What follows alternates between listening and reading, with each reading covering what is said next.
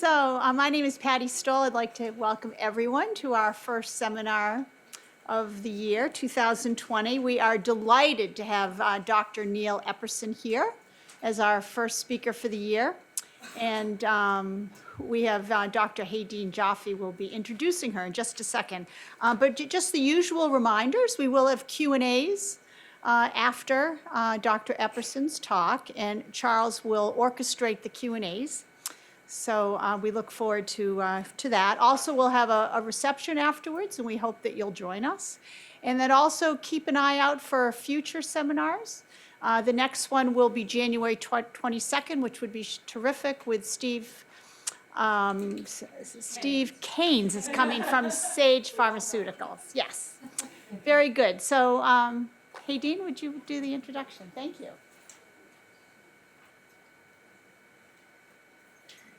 Hi, everybody. It's really such a pleasure to introduce Neill, and you're in for a treat. She's got a lot of interesting work to present and a lot of valuable data that's had really important impacts on the field of women's mental health and the endocrine brain. Dr. Epperson is a friend and colleague for many years. She's recently become the professor and chair at the University of Colorado, the Anschutz Medical School, in the Department of Psychiatry. And before that, she was at Penn for many years, where she founded and led the Penn Center for Women's Behavioral Wellness and conducted research there on sex and gender and health. And previous to that, she was at Yale University for many years, and previous to that, she trained at UNC. So she's sort of covered very big swaths of the country. She's had a really remarkable career and continues to do really seminal work related to the lifespan approach of understanding how stress and stressful life experiences affect women, their affective disorders and cognitive function and decline with aging. Her work has been funded extensively across the NIH, and she's mentored many people who've gone on to do great things. So I could keep going, but I want to let her have a chance to speak and educate us about this, how she's really put this on the map, thinking about the lifespan approach within women's mental health. So please come up, Neill. So thank you so much, and it's such a pleasure to be here. It's quite an honor to come and speak at the Brigham and on such an auspicious event as the Women's Brain Initiative. It's like, wow, we actually now have women and brain and initiative all in the same line. It's just great. In any case, for any of you that have to leave early, I will give you the upshot of my talk. Sex matters and early life experiences matter. Okay, so in whatever research, whatever clinical work you're doing, just keep that in mind. And then the rest of my talk is gravy. Basically, I'm just going to give you some overview of how the adverse childhood experiences can be studied at different reproductive time points and why they matter at these reproductive time points. And then why do sex differences play a role? Or why should we even consider them?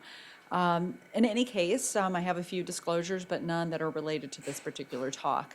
Before I get started, and many of you might have heard of the untimely passing of our dear colleague, Bruce McEwen. He passed on January 2nd, and he was truly, truly a giant, a visionary in neuroendocrinology. And, I can't even put myself in the same category as Bruce.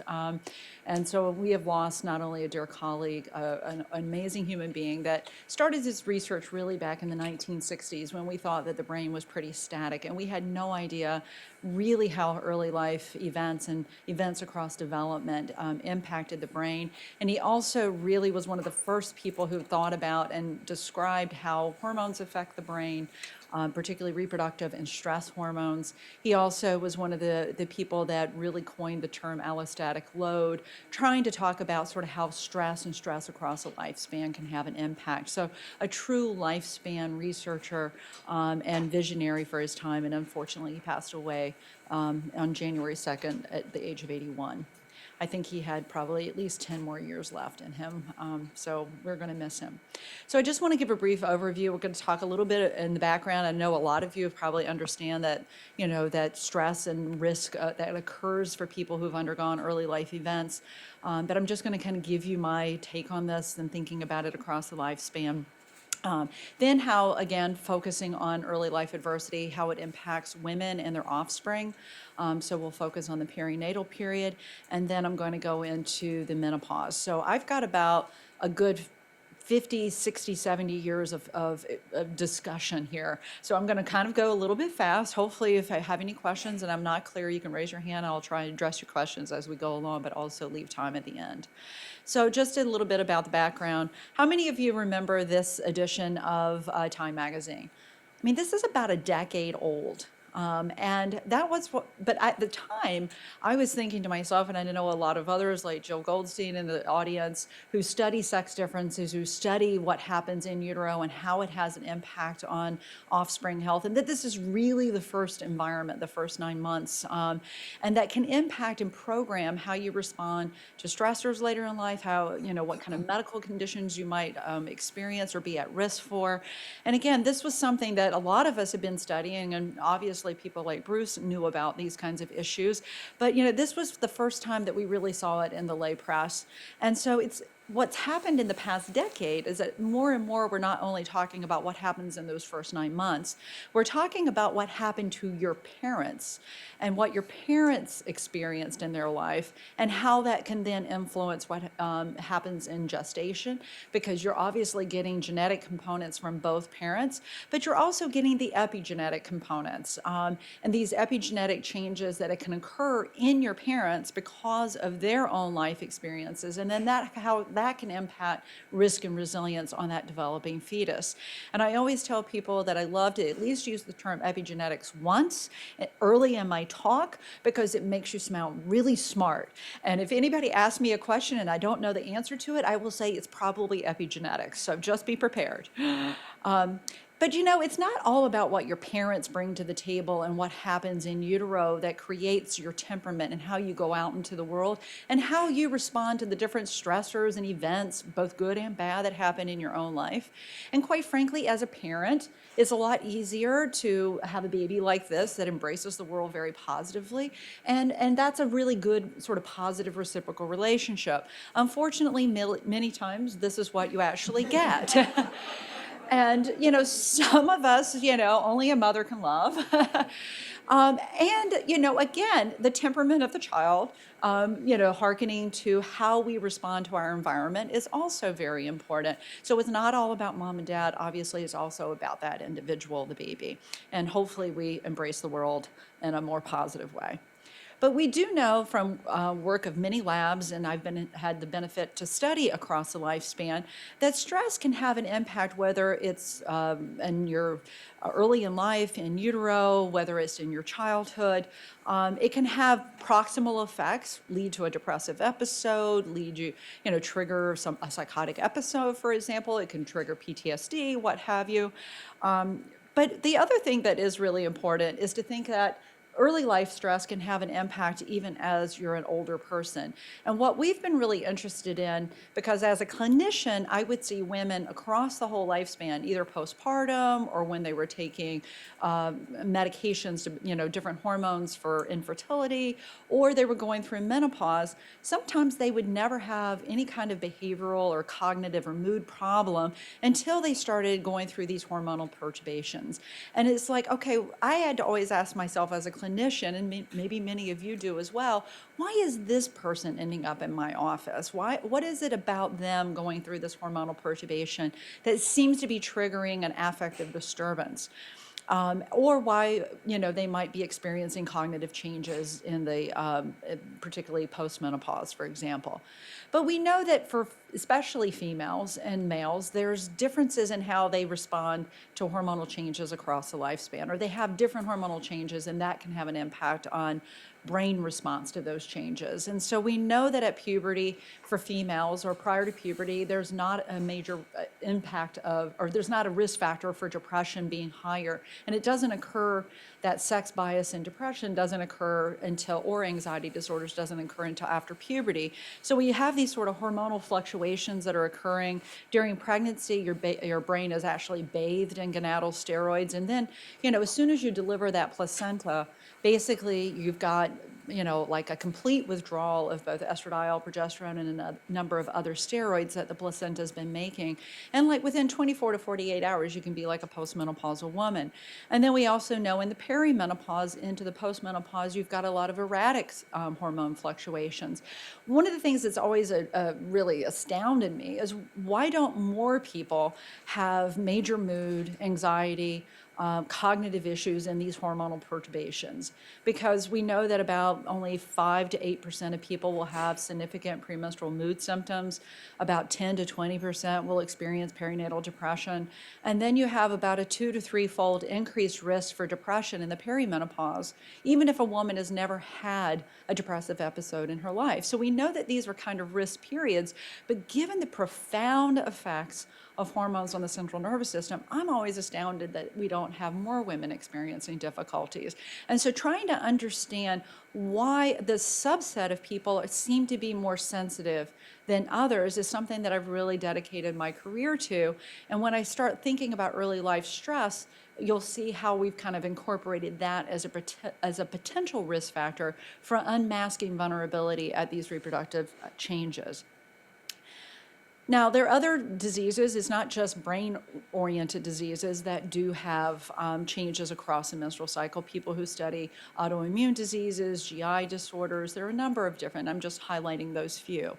Now, for men, the issue about sex differences in neuropsychiatric conditions is that typically the sex bias for men is ADHD, autism, and Tourette's. Those are all disorders that do occur more frequently in males, and they also seem to occur and have their onset prior to puberty.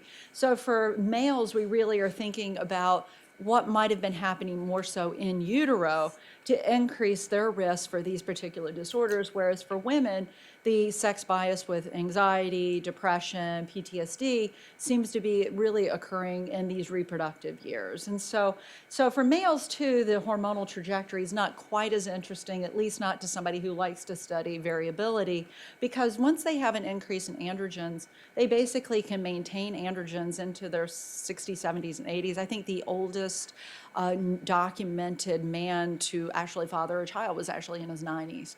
And I always say just because you can do it doesn't mean you should do it. But they didn't ask me what I thought. So I would challenge you to think of a neurotransmitter system in the brain that is not in some way affected by either estradiol, progesterone, or the progesterone derivative allopregnanolone, or that stress doesn't somehow interface with. And usually when I challenge people and say, I'll give you $100 if you can give me an example, they actually can't. So it's usually a good bet, it's a safe bet, because these gonadal steroids plus stress hormones can have such dramatic impact on a number of different neurotransmitters. I'm only going to show you some data regarding estradiol and serotonin because of one of the projects that I'm doing in the postmenopausal, perimenopausal population focusing on estrogen and serotonin that I'll get to in a minute. But I just want to highlight this for you so that you can really understand and appreciate the profundity of these effects across the whole serotonergic system. So estradiol increases gene expression for tryptophan hydroxylase. And tryptophan hydroxylase, as you know, is the rate-limiting enzyme for the conversion of tryptophan to serotonin.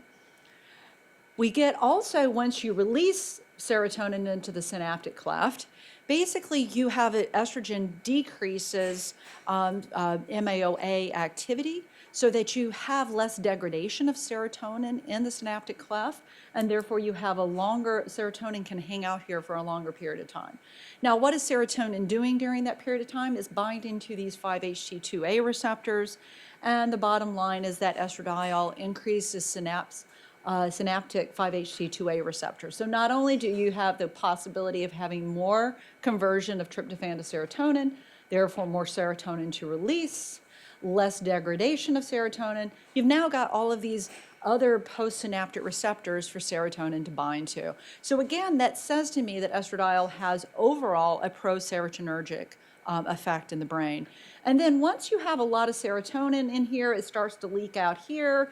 Those of you that know about 5-HT1A autoreceptors, if you start binding to those, then you start to turn off the faucet for serotonin, and estradiol also decreases binding here. So again, an impact of estrogen on serotonergic functioning. Now, how is stress involved in that?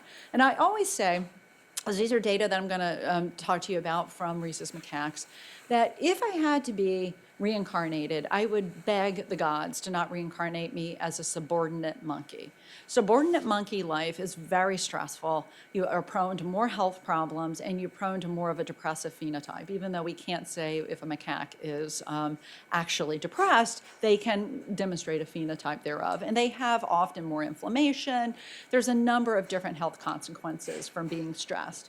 And so one of the things that's interesting about stress in these monkeys that are subordinate, that later in life, when you manipulate their serotonin system, you actually get, you manipulate their estrogen system, you actually get less effect of giving estrogen back. So if it's an older monkey, or if you've oophorectomized the monkey and taken out its ovaries, and then you give estrogen back, it doesn't get the same response on tryptophan hydroxylase as a dominant monkey. So a dominant monkey experiences a very robust response to estrogen with respect to this particular aspect of serotonergic functioning, but the subordinate monkey does not. So as an example... Have your attention, please. Richard Danielson, Okay. please report to floor 14B. Okay. Richard Danielson, please report to floor 14B. Okay, Richard, if you're here, please go. You are dismissed. But the bottom line is that it's just an example, one example, and there's many others, of how early life and chronic stress early in life can impact the organism's or individual's response to hormones later in life. And so I just want to keep that in mind. And we know from the work of Marty Teicher, another Harvard faculty member, that depending upon the timing of maltreatment or insults during childhood, that you have different brain regions that can be affected. Hippocampus in those that are 3 to 5 when they experience the insult, sort of cortical, mid-level structures if you're sort of at that prepubertal window. And then obviously we know that in the postpubertal, peripubertal window, the prefrontal cortex is being acted upon dramatically by gonadal steroids like estradiol, but other sort of developmental changes that are occurring to enhance prefrontal cortex function, which is incredibly important when it comes to executive functioning, which is a type of cognition that I'm going to be talking about in a few minutes.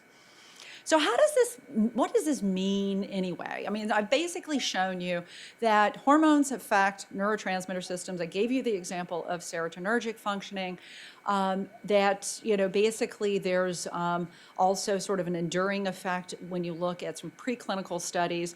But what about if a woman's undergone adverse childhood experiences during pregnancy?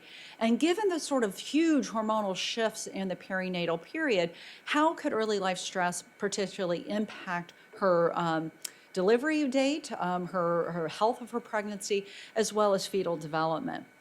Now, I just want to emphasize the fact that during pregnancy, the brain is taking a bath. It is taking a huge hormonal bath. Corticotropin-releasing hormone is high. It's being poured out by the placenta. Allopregnanolone, which is a very potent GABA-A receptor agonist, and you'll hear Steve Keynes talk more about allopregnanolone as a treatment in postpartum depression. But, allo is very high during pregnancy, and again, when you deliver that placenta, those levels just plummet. You have whopping huge doses of estradiol, progesterone, and truthfully, during pregnancy, if our brains did not shift and be able to manage exposure to all of these, then we would be asleep our entire pregnancy, because allopregnanolone itself is a potent GABA-A receptor agonist that has both benzodiazepine and barbiturate-like effects on GABAergic functioning. And so we'd be asleep our entire pregnancy if we didn't have our GABA system adjusting to these huge levels during pregnancy.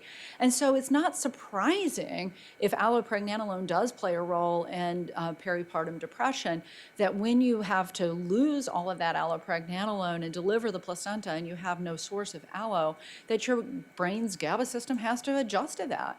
And it's amazing to me, like I said, that it adjusts so well in the vast majority of cases. But the big rubber duck during pregnancy is cortisol being very high, and you have sustained high levels of corticotropin-releasing hormone. At the same time, you have sustained high levels of cortisol. And also in the postpartum period, both of these are declining rapidly. And there's a period of time in the perinatal window when women's stress functioning is quite dysregulated. Their HPA axis, it takes time to readjust to being in the postpartum period. So again, it's amazing that most of us can go through these experiences without experiencing major psychiatric or cognitive issues. Why is cortisol important and how might that have an impact on offspring? This is Tim Oberlander from the University of British Columbia in Vancouver. And he's done a beautiful study, and it's too small for you to read, so I'm just going to tell you the upshot of what I want you to get from this project. Basically, he looked at women who had psychological distress during pregnancy. He looked at their cortisol levels across pregnancy, and then he studied their children at 6 years of age. And these were boys and girls. And he assessed the child's stress responsiveness, and he also assessed the child's executive functioning. And what he found was that maternal depression and anxiety had a negative impact on children's executive functioning, but it also had an impact on their stress responsiveness. And this was only in boys. And it was only in boys that mom's cortisol levels during pregnancy impacted their cortisol levels when they were school age, and that impacted and was associated with their executive functioning. And so this is the first, some of the first evidence that I'm going to talk about, where you can see that understanding the sex of the offspring and how mom's stress regulation during pregnancy and her mood may impact outcomes. And this is Megan Smith, who works with Kim Yonkers at Yale. The reason I just wanted to show these data is this was a beautiful longitudinal study of women throughout pregnancy and looking at timing of delivery. And they measured adverse childhood experiences as just one of their outcomes. It wasn't the primary focus of the study, but they did have about 2,800 women in this study. And they were able to show that with each average childhood experience, so regardless of what mom's mood was like during pregnancy, so unlike Tim's study where he looked at mood and cortisol, they're just looking at mom's early life experiences and finding that the more ACEs women had, the shorter their gestational age of the baby at delivery. So suggesting, again, an enduring effect of average childhood experiences on something like timing of delivery. So I was really pleased and privileged to be able to conduct interdisciplinary research through the use of a P50 from the Office of Research in Women's Health, where, again, we were really interested in this early life stress and how that could impact risk for mood changes, risk for cognitive changes, also impact on pregnancy outcome as well as fetal development. And I was able to run this series of projects with Tracy Bale, who's now at the University of Maryland, but this is when we were back at Penn. And how we measured average childhood experiences in our sample was really focusing on the ACE questionnaire. Have people know the ACE study here by chance? Okay, I'm not seeing a lot of heads moving. So the CDC collaborated with Kaiser Permanente back in the 1990s. It was 90s, right, Jill? Okay. Back in the 1990s to basically assess all of the patients in the Kaiser Permanente system in San Diego. And basically sent them a whole health questionnaire as well as a 10-item questionnaire about childhood adversity. 3 types of abuse was queried, 2 types of neglect, and then a number of aspects of household dysfunction. And they assessed these, a large number, almost 20,000, equally split between men and women. And what they found is that the more ACEs an individual had, the more likely they would have poor health behaviors, but they were also more likely to have a whole range of adverse health outcomes, not just mental health outcomes, but other physical health outcomes as well. And so one of the reasons that we chose the ACE questionnaire instead of something like the childhood trauma questionnaire is that we were really focusing on something that could be given at epidemiologic level in a clinic sample that would assess sort of a general sense of what level of adversity did you experience in your household. And most of the studies with health outcomes, 4 or more ACEs, because you have up to 10, 4 or more ACEs associated with significant increases in these number of medical conditions. But there was some data in the literature, and we've replicated in our studies, that for women, particularly middle-aged women, that 2 or more adverse childhood experiences was sufficient to demonstrate risk particularly for affective problems. And so we've been using this as a cutoff. So some of our studies we use, whether it's 2 or more, sometimes we just use 0 to 10 as a continuous variable.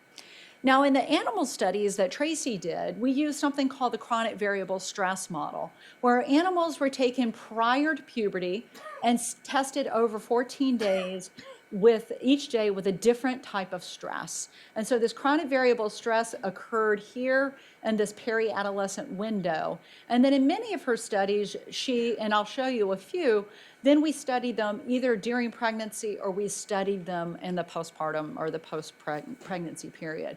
Again, chronic variable stress cannot reflect the same kind of experience for the rodent that something like child maltreatment and abuse. But the reason we chose a chronic variable stress model was because at least it was something more inconsistent than sort of just hanging a mouse by its tail or making it swim in a pool of water. So we first of all assessed about 1,400 women, and we are actually 1,220 high ACE and low ACE.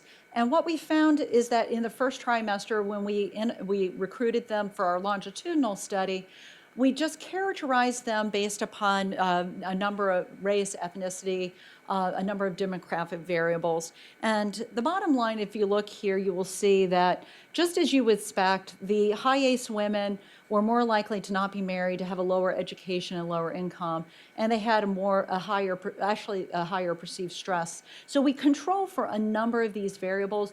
We also had more African American women in the high ACE group. And again, we didn't set out we'd hoped that these would be a little bit more balanced, but it's hard to get a very high ACE group of people who've also gone as far in education as somebody in a low ACE group. So again, we control in all the analyses for these particular variables. So we first of all looked at gestational age at delivery, and I know that this doesn't look significantly different. If you don't control for race, age, perceived stress scores in the first trimester, our high ACE women did have a lower gestational age at delivery. However, when you adjust for these, that disappears. Now, why did we find something different than I think the Megan Smith and Kim Yonkers paper? Mainly because I think that they had almost twice or a little bit more than twice the sample that we had. Also, too, we were not following these women as closely throughout their entire study, as they were. This was, again, just an assessment in the first trimester. So we were interested in saying, okay, well, if high ACE has an impact potentially on timing of gestation, and even though we didn't show that in control in our particular study, once we controlled for a number of different variables, we did want to already say, okay, well, does ACE have an impact on how the fetus develops its HPA axis? And because we can't study in the fetal brain the brain portion of the HPA axis, we chose to study and look at the adrenal volume in these infants. And you can look at adrenal volume as in the fetal adrenal volume by doing a 3D ultrasound, transabdominal ultrasound, and you can outline the fetal adrenal. Now, I know that you can all just obviously look at that and say that's the fetal adrenal. You just have to take my word for it that it is. So the bottom line is that we had about 136 mother-infant pairs from that original 1,200 women. They agreed to participate in the ultrasound, to participate in the longitudinal study, and we had a number of different junior folks and more senior folks in OBGYN work with us on this project. But where our hypothesis is that we would see an ACE effect on fetal adrenal volume, because there is evidence, again, from some of these other studies, that mom's adverse childhood experience or mom's experience during gestation can have an impact on baby's stress development or stress system development. We controlled here for perceived stress because we wanted to make sure that what we were looking at was an ACE effect and not a current psychiatric issue in pregnancy or perceived stress in pregnancy. And basically, we found that it didn't matter if it was at the first visit or second visit, we had really terrific integrator reliability. And of this sample, you can see that our group that was in the high ACE, now we had about 76 in the high ACE group and 71 in the low ACE group. You can see that, again, in our high ACE group, that they were more likely to have a higher BMI. They were more likely to be African American. So we controlled for those in our analyses. Marital status and education and income, a lot of those are interrelated, so we controlled for income. And then baseline perceived stress scores were not different in this subsample, which was great. And therefore, we didn't have to control for perceived stress in this particular analysis. So what did we find when we looked at fetal adrenal volume? And again, this is weight-based, weight-adjusted fetal adrenal volume, because baby boys are automatically going to have larger fetal adrenals than, because they're just typically going to be larger babies. So we saw a maternal ACE by fetal sex interaction on weight-adjusted fetal adrenal volume. So let me take this down for you. So basically here we have low ACE females and high ACE females. So the females are in pink. That's not too hard. Males, low ACE and high ACE. And you can see that most of the sex difference is really driven by the fact that the low ACE males had significantly higher fetal adrenal volumes, and that in the high ACE, that was quite dampened. As a matter of fact, the high ACE looked much more like the females here. So one of the things that was really important is if we combined these two groups, so that if we ignored maternal ACE and just looked at females and compared them to males, so if we averaged these, you would see that we would find absolutely no difference in sex. It would look like they were very similar. So in this situation, looking at mom's ACE did reveal this sex difference. If we just looked at ACE, so we combined these two low ACE groups and these two high ACE groups, then we would not see the effect of ACE. We would have just said, okay, well, if they're combined, we wouldn't have seen the effect of ACE, and again, we wouldn't have seen the effect of sex. So we questioned ourselves, okay, if we really need to be thinking about maternal ACE having a negative impact on baby's fetal adrenal development, does that have anything to do with how mom's responding to a stressor during pregnancy? So we did a psychophysiology study where we assessed maternal response to a noise. It was a noxious stimulus that you hear, and you have a tendency to blink when you hear an unexpected noxious stimulus. And it's a wonderful way to be able to study psychophysiology, because in humans, the same pathway is pretty much there in a number of other animals that you can study in preclinical models. So this is just in humans, but it's something that we can take into animal studies as well. So you set the mom up during pregnancy to measure the eye blink response, the strength of the eye blink response. And we basically, again, had about 70 low ACE and 74 high ACE women. And what we did in this particular study is we showed them unpleasant pictures, neutral pictures, or very positive pictures. And what you can see is that up here, it didn't really matter, because if you're looking at the adjusted p-values, they're completely non-significant. So during pregnancy, ACE was not causing these women to have a different psychophysiologic response.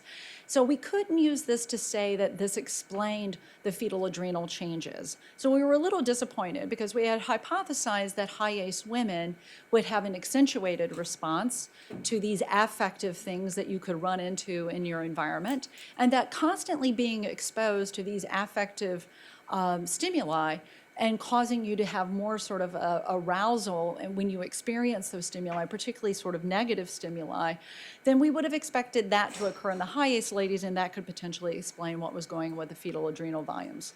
We also did not see any ACE effect in the moms on their cortisol response. As a matter of fact, they were more stressed when they came in than after they had participated in this particular paradigm. So they did not respond to this. So then what we did is we looked at them in the postpartum period. And so these women are now, same women are now 6 weeks postpartum.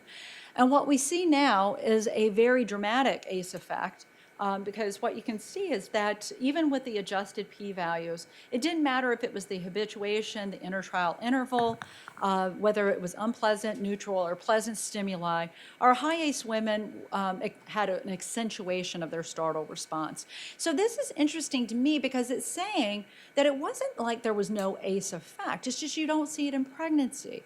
And that the developmental window and the hormonal changes that occur in the postpartum period is when you would see these effects of ACE. And so, again, I think it's important to understand that you have to study women under different hormonal conditions, sometimes to see the enduring effect. So then we had to ask what goes on with the babies. And we thought, okay, let's see if mom and baby at 6 months of age have a different response to stress if they're in a high ACE group versus a low ACE group. And the babies were basically taken away from their mothers and put in another room in a car seat. And their stressor was to have their hands held down and not to have any, the examiner could not have any affective communication with the baby. They could look at the baby, but they couldn't make faces, coo, or anything like that. They hold down the hands for 3 minutes, and then they do a bullhorn, one of those loud horns that you hear at a football game, and they blasted that 3 times. And a lot of people would say, oh gosh, isn't that so stressful? Well, believe it or not, some babies thought it was funny, other babies cried, and some babies just got mad. Now, interestingly enough, our research coordinator said, I know when somebody is a high ACE or a low ACE mom, because the high ACE moms ask me lots of questions when I take their baby, and they make me promise that I'm going to bring the baby back if the baby cries for more than 30 seconds, which was the rule. And that was in the consent form. And the high ACE moms just kind of handed the baby back to us and didn't ask very many questions. So we started thinking, because our original project was just to focus on the baby's stress responsiveness and only do the psychophysiology of the moms. But then we decided, well, maybe this is a maternally relevant stressor. And maybe we could actually see cortisol changes in mom that might vary by ACE and be related to these behavioral changes. So not only did we start looking at the babies, but we started looking at moms. And we basically created this infant separation paradigm where moms and babies sat in a room, baby went into the other room. We did salivary cortisol on both mama and baby, got a couple of baselines, then separated the mama and baby, then did the stressor, and then brought mom and baby back together. And this was data that we published in Biological Psychiatry with only 25 mother-infant pairs. And again, these moms are not having postpartum depression, they're not having postpartum anxiety, these are healthy moms, but they're high and low ACE. And what you can see is that the high ACE individuals had dampened stress response compared to the low ACE ladies, and this was highly significant. And we've now replicated this with 75 women, and we still see the same effect. That there is, just like they were not asking lots of questions and they just handed over their baby, did not find this to be particularly stressful, the highest moms were consistently having a lower stress response. Now, again, you could say that if cortisol is meant to attune you to things in your environment, you could arguably say that this is not an adaptive response, that you want a responsive mom. You want a mom that pays attention, that is attuned to her infant because she notices what's going on and she has a stress response. Because stress response is not, we have a tendency to think of it as a bad thing. It's not a bad thing. It's something that's normal. It helps you to pay attention. It helps to alert you to something is in your environment that you should attend to. And obviously attending to your baby is something that is really important. So we do have concerns about this. But given the fact that we were studying women in Philadelphia and that our high ACE ladies were of lower income, even though we control for these things, they're living in a less advantageous environment, probably a more stressful, chaotic environment of inner city Philadelphia. And possibly this is adaptive if you don't want to constantly be having a stress response to everything in your environment, or you become inured to what's in your environment, but you obviously don't want them to become inured to what's happening with the baby. Now, we were able to do the same study with rodents.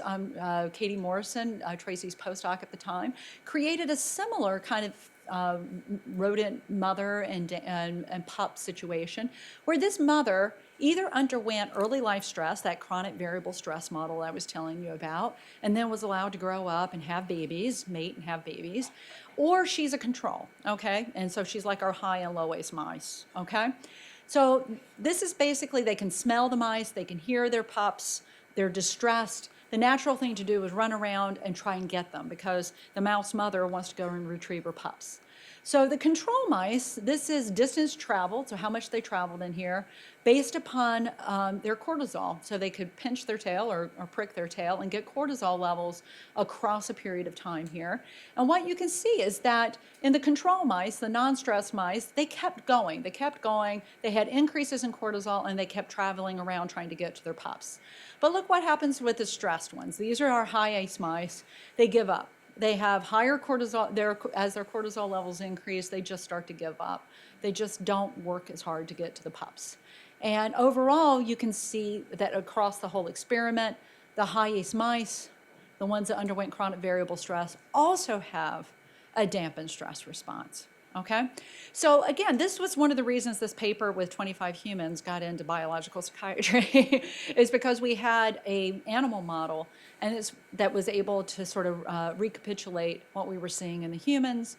And it's also the kind of thing that, having a P50, and hopefully Nadine is that's going to happen.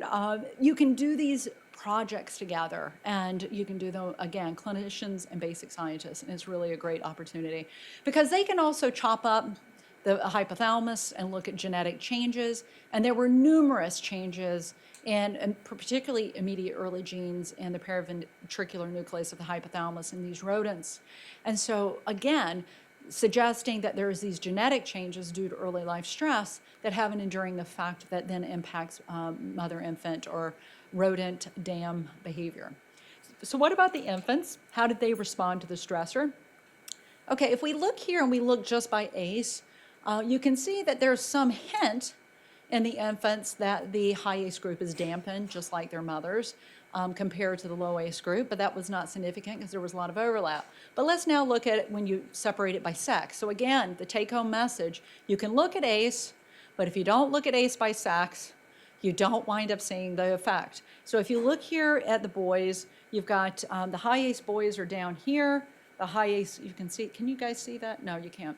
The high ACE girls are up there. You can see in the ACE group that the high ACE boys are really affected, and they really do very much look like the dampening that you see in the high ACE moms. And again, these are baby boys that had the reduced fetal adrenal volume as well. So again, there's a relationship between the fetal adrenal volume and this dampened stress response. So it isn't likely just the effect on males is because of the mother and child interaction, because again, these are 6-month-old kids, but there was some presaging of this effect on boys, even in utero life when we looked at the fetal adrenal volume. So again, just looking at ACE did not show the effect. You needed to add the issue of sex in there. And there's plenty of data, and many of you probably know it, from a number of different medical insults that can happen in pregnancy, like asthma, chronic asthma in pregnancy, or nutritional issues in pregnancy. They can have a differential effect on the offspring, whether the offspring is a male or a female, with male offspring often demonstrating the most vulnerability. Okay. So just to summarize the perinatal work and to be able to get very briefly into the menopause, maternal early life stress, again, these are events that happen for mom before the age of 18, even if she's psychiatrically healthy in pregnancy, even if we control for perceived stress during pregnancy. Fetal adrenal development is impacted in a sex-specific manner. Maternal cortisol response to infant separation is affected by ACE. And postpartum psychophysiology, but not pregnancy physiology, but postpartum. And then the infant stress response is different in a sex-specific manner. So again, that idea that both ACE and early life experience as well as sex is important. Okay, I'm gonna go through this to get to menopause. All right, so why should we talk about menopause?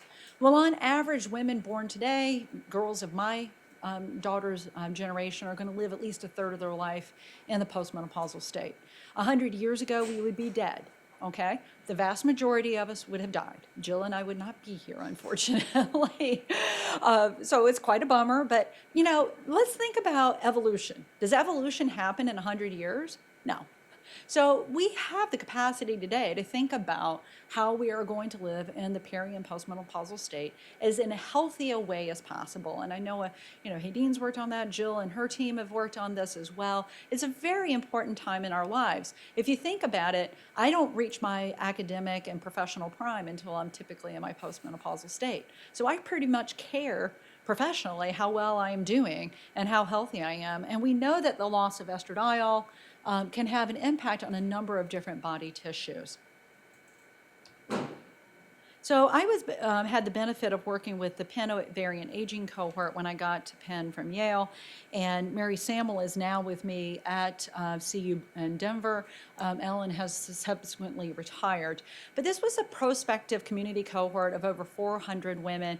It was by nature designed to be half African American and half Caucasian. At the time that this project was developed in the 1990s, we knew very little about racial differences in how women progressed through menopause. And so this was a very important aspect of this particular project. And basically, they were able to enroll these women by random digit dialing. Who picks up their telephone now? I mean, you can't possibly recruit this sample now.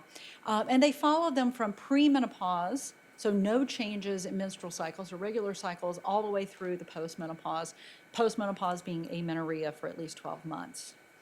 Now, cognitive aging affects everybody, and how much this has to do with menopause is really a question. And so one of the things that we wanted to do in this cohort is just to understand cognitive changes. We don't have ACE in here, we don't have men in here, and unfortunately, I would like to know if these are sex differences at this point, but we've controlled here for a number of different variables, and we looked at verbal memory. So recall of a list of words across the menopause transition, and again, they were tested every year. So these data represent about 3,000 observations in these 430-something women. And then a delayed recall, which is a harder task. And what we're basically showing here, and this was like the first time that people were able to see that there were actually a age-independent, BMI was controlled for, a whole host of things, baseline performance, education, that the menopause exerted an age-independent effect on verbal memory, both with immediate recall as well as delayed recall. And in delayed recall, the effect was actually there quite early in the menopause transition. So again, we wondered how much is ACE involved in this and what neurotransmitters might be involved in changing memory. And given what I was saying about the estradiol-serotonin interaction, we thought to ourselves, why don't we manipulate the serotonergic levels of these individuals, and why don't we manipulate their estradiol levels and then look at high and low ACE women. So it was a very complex study design that I'm going to just take you through very quickly. So phase 1, all of these are postmenopausal women within 10 years of their last menstrual period. And they underwent what we call active tryptophan depletion. So they took a lot of amino acids except for tryptophan, and that will, within about 5 to 6 hours, decrease brain levels of tryptophan by about 70 to 80%, okay? And they either did an active tryptophan depletion or a sham in a counterbalanced fashion within about 1 to 2 weeks apart. And at the end of the tryptophan depletion that afternoon, after they were what we consider tryptophan depleted, they underwent brain imaging. Then they were randomized to either estrogen at 100 micrograms a day, or they were randomized to placebo. And then they were studied again, okay, using the same tryptophan depletion paradigm. And they were in a magnet, 3 Tesla magnet, where we gave them a working memory task. Because I don't know how many of you work with peri and postmenopausal women, but working memory is one of the cognitive domains that many women will complain of having difficulties, and it is part of that executive functioning network. It's part of the dorsolateral prefrontal cortex and middle frontal gyrus are 2 particular brain regions that are very activated as people perform the task. The easiest version of the task is the 0 back, and it goes all the way up to the 3 back, where you asked the patient or participant to press the button when the stimulus in front of them is the same one as 3 back. That's really difficult. And yet a lot of our women perform actually pretty well in this. And again, this is a relatively healthy postmenopausal population, 48 to 60. Again, within 10 years, 60 enrolled, 33 completers, and the outcomes I'm going to show you. So as we expected, when they did this working memory task, they had a robust activation of the DLPFC. But now let's look at the effect of the activation on how well they performed. So if you want to look at true positive count, which is one metric to use, basically the more they activated, the better they performed. So we would expect that. That's typically the way you see a harder task will activate the brain more. Often you'll start to see a fall off because the brain just can't do more. But what happens with ACEs? Now, in this situation, we used ACE as a continuous variable. And we also saw an increase in activation in the DLPFC among women with higher ACEs. So as ACEs increased, this was a significant increase. And so what does that tell us? That the more ACEs you have, the more your brain has to activate in that particular brain region in order to perform the task. Because there wasn't a huge differential in how well they performed. Again, these were pretty highly educated women in both the high and low ACE group, and they were psychiatrically healthy. So they performed fairly similar, but they had to activate more. And in most situations, when you have to activate more to do the same level of performance, you start to worry about whether that's sort of an inefficiency in the prefrontal cortex. Now, what about the effect of ACEs here with respect to bold signal?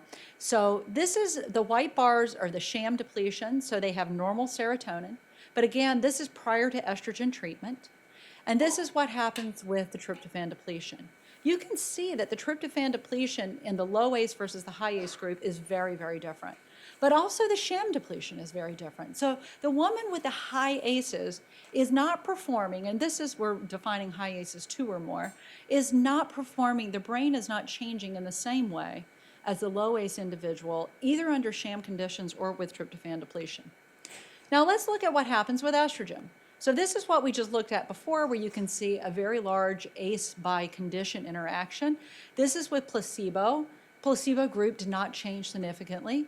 But now if you look at the post-estrogen group, what's fascinating to me is now you have no difference under sham conditions or active tryptophan depletion conditions between our high and low ACE women.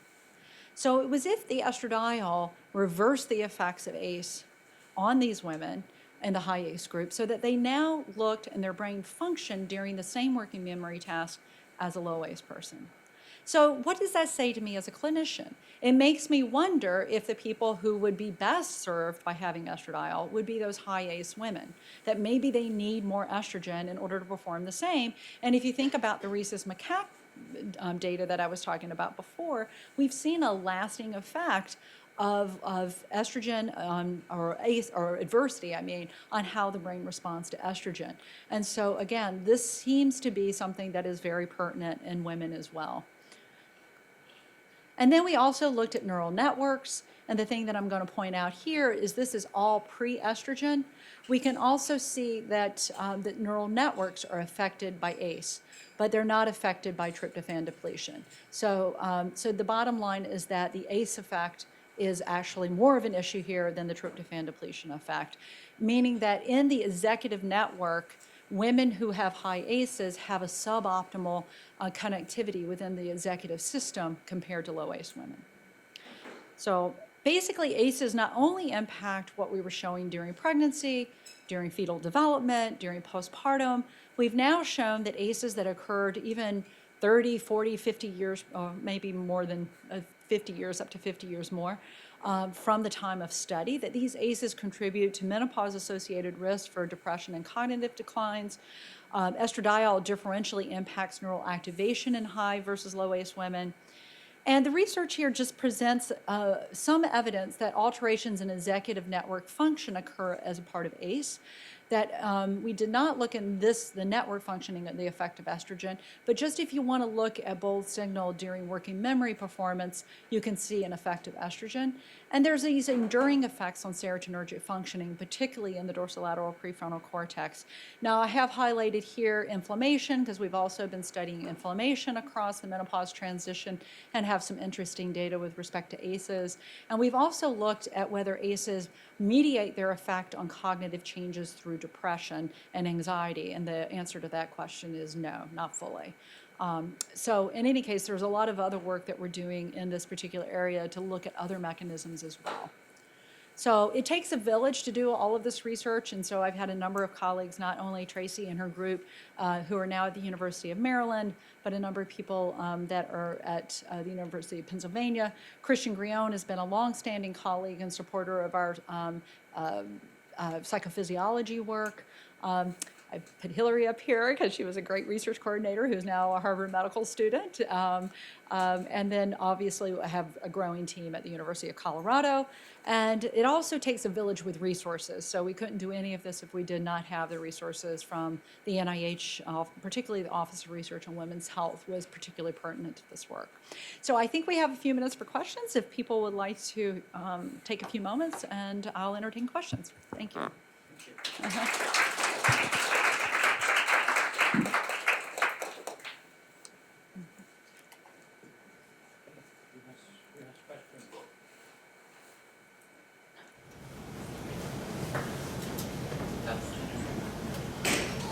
Thank you. That was a wonderful presentation.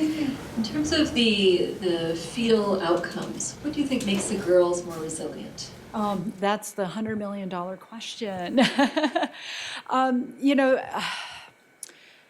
some of it has to do with placenta, and Tracy in particular, and then Thomas Janssen also at the University of Colorado, but Tracy Bale and her group have been looking at placental factors really as a way to protect the stress, almost the stress message from getting across to the female fetus, because there are different proteins that the female placenta is making more of than the male placenta. And so it seems like those particular proteins and the genes that get turned on because, or that are a response to those genes getting turned on will have this capacity to protect the female fetus from these sort of environmental perturbations, whether it's, you know, I mean, because the truth is that stress doesn't have to be psychological stress.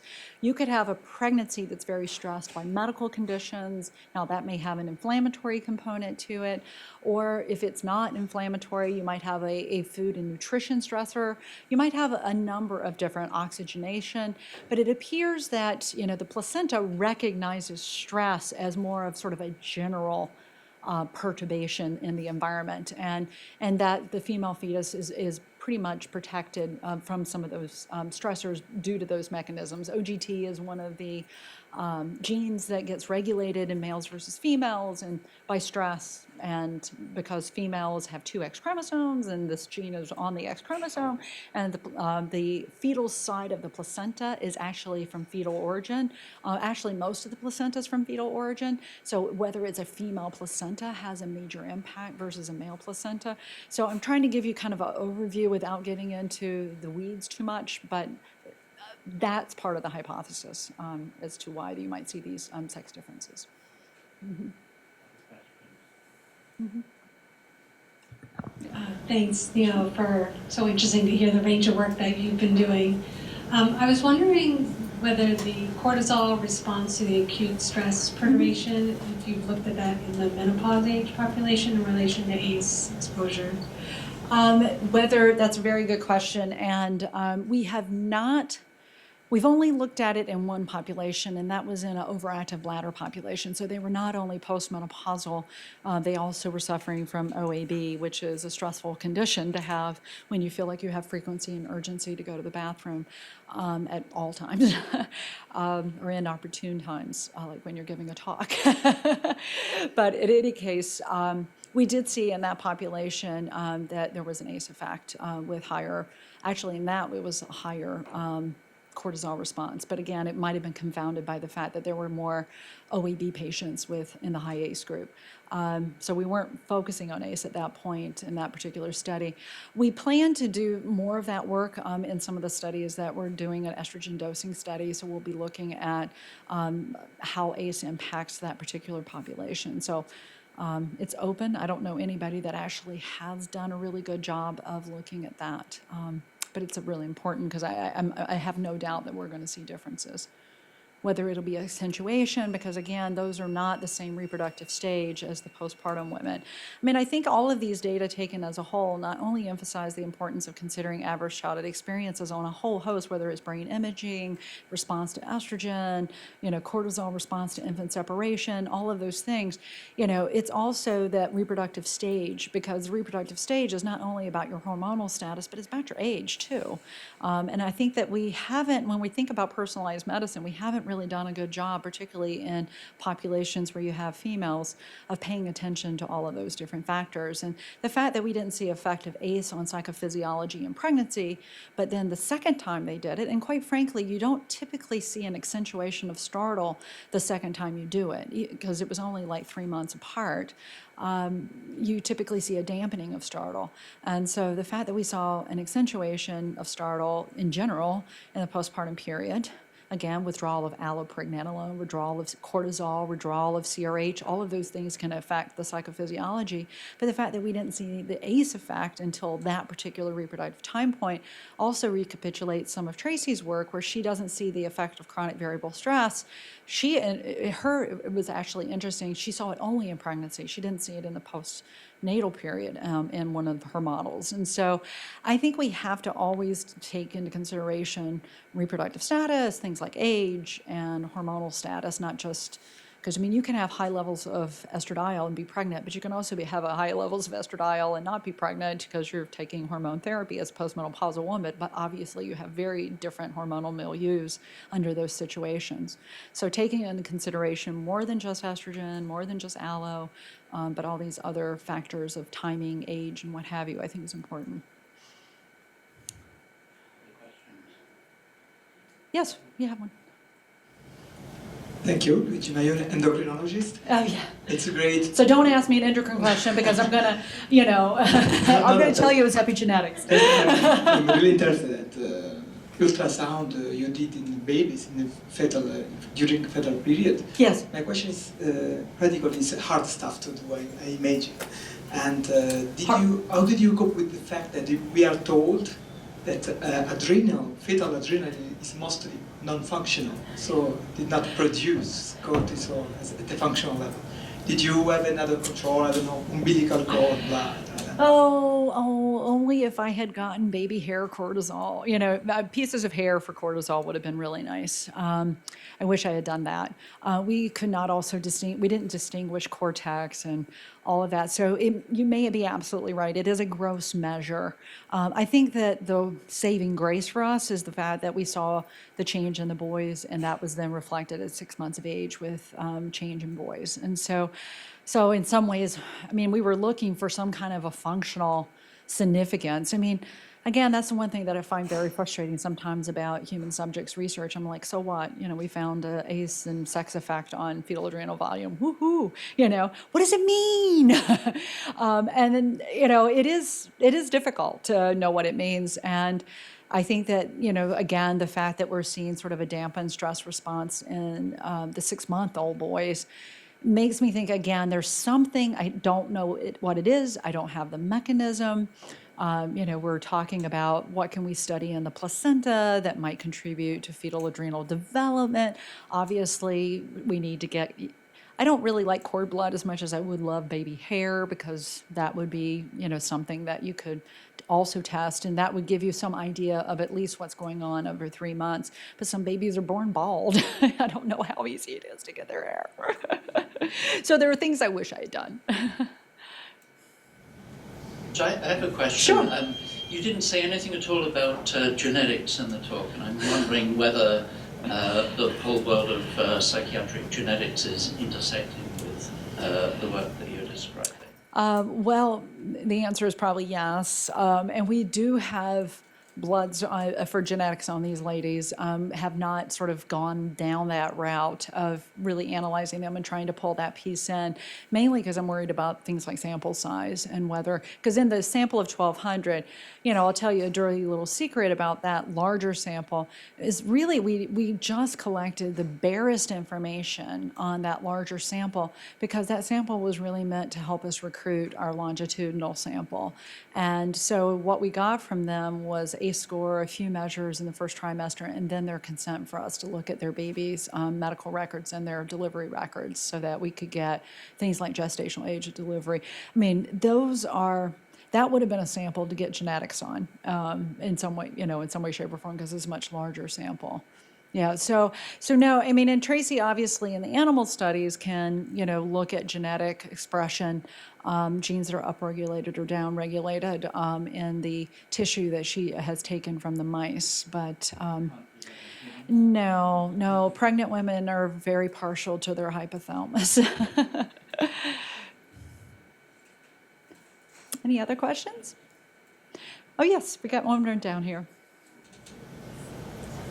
I was wondering if, I'm sure the number of people in the study kind of might determine this, but on some of the studies, maybe with the menopause one, for example, Yes. where you're looking at cognition and the working memory, does number of ACEs, like, could you separate that out? Because I'm wondering if there's a number of ACEs where, like, the monkeys, the estrogen, like, they just can't even respond to the giving back the estrogen because their system is so So damaged. yeah. Well, if you look back at this particular, well, let's look here.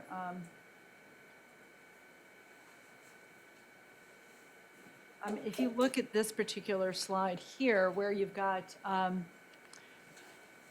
this is just showing that with as ACEs increase, it looks flat, but it is significant, believe it or not.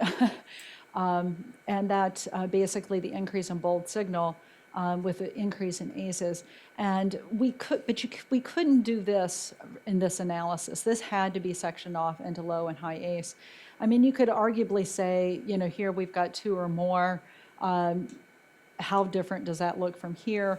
Again, we didn't sort of do that analysis with this particular sample. We focused more on our larger Penn ovarian aging cohort because that was over 400 women that we were able to look at the impact of having 1, 2, 0, 0, 1, 2, 3, or 4 or more. So here we just focused on the 2 or more. So I don't think we know the threshold for this. I'm amazed to see this amount of difference just even with 2 or more. And a lot of people say, well, are the people in the 2 or more, are they more likely to have, really more malignant types of adversity, like, chronic sexual abuse or neglect and those kinds of things? And the truth is the most common ACE in this population was divorce, followed by a parent with alcohol or drug abuse.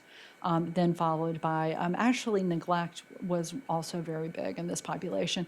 And there's a lot of data that actually talks about neglect actually in some ways having more potent negative impact on brain health and risks for medical conditions even than frank abuse. So in any case, we would have to have a much larger sample, I think, to do this. Okay.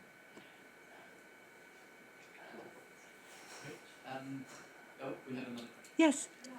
Can you speak to the mic? Sure. Hi, thank you for such a fascinating talk. I don't have the science background Okay. for a lot of this. So was it understandable, given the fact that you don't, was it? Yes. Okay. Yes. Okay. I always ask when I have non-science people in the room, because I am trying to sort of reach everybody. And I'm not totally illiterate. But Okay, of course I have not. a medical background, but luckily I have someone next to me who does. So. Okay. But I'm curious to know, given that the evidence suggests that the estradiol is so potentially helpful to those who have had early stresses in life, if there are other ways that one could get it, like for example, taking pregnenolone as a supplement, has there been any solid research done on that to see whether that could help? It could be more accessible to many women and populations even outside of the United States. Well, taking things like pregnenolone or pregnenolone. Pregnenolone is like, okay, you have cholesterol and then it goes to pregnenolone. And pregnenolone, if you take something like that, that's going to have an impact on multiple different hormones. And so you're not targeting a particular kind of hormone. And as a clinician, I have a lot of patients that are sensitive to one type of hormone or another in a way that's not advantageous. Some women do very well with estradiol alone, but they don't do very well with a progestin. And then progestins aren't natural progesterone. And so there's a whole host when you get to all the different specifics of those things. And so to answer your question sort of at a higher level, I would say no, there's not been good research with like pregnenolone as well on all of these symptoms. And then, taking allopregnanolone, we weren't able to actually give allopregnanolone very well until Sage created brexanolone. And then that's still FDA approved for a very specific population of people. It has lots of difficulties being able to give. And I don't think we know yet what these steroids are these sort of GABA A receptor steroids are going to be able to do in healthcare. I think that's something that we have to look into. So I typically opt for trying to focus on more narrowly a specific kind of hormone to meet whatever this particular patient needs.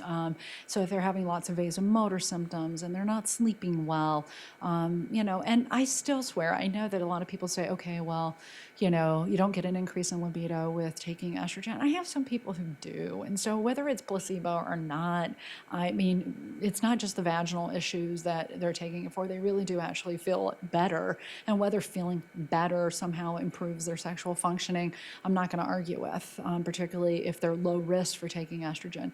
So I always try and get people to focus on what is good for you and what might be helpful to you and what risk factors do you have that might mean that this is not the best product for you.